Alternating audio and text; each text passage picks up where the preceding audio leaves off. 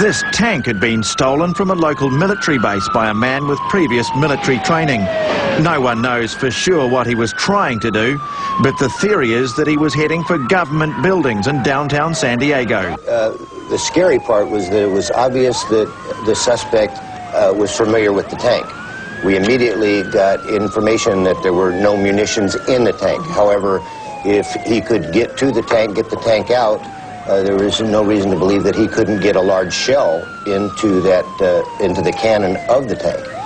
In those films, you see all the vehicles behind, which are all police vehicles, keeping the public at a safe distance. If he had brought a shell into that tank, which would be quite possible, and fired that, it would have cleared 163 in the northbound lanes for many miles. There's a tank in my street. It drove through it. I mean, it demolished it. It was my van. Yeah, he pushed it all the way down here. He wanted to do it. He saw it in his eyes. He was having a good time, so.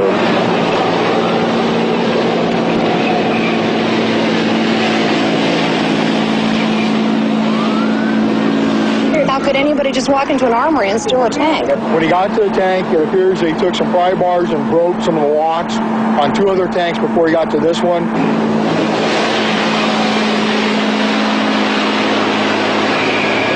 Put a tanker bar. We can stop it with a tanker bar. The police weigh up their options.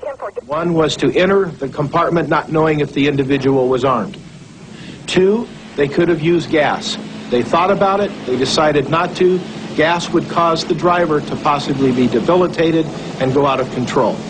And 3, if the officers had entered the compartment when it was gassed, they would be debilitated.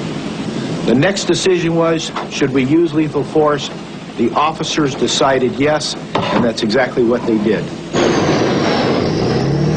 The officer somehow got the hatch open and ordered the driver to stop. They were afraid that he would get the tank off the barrier at any moment.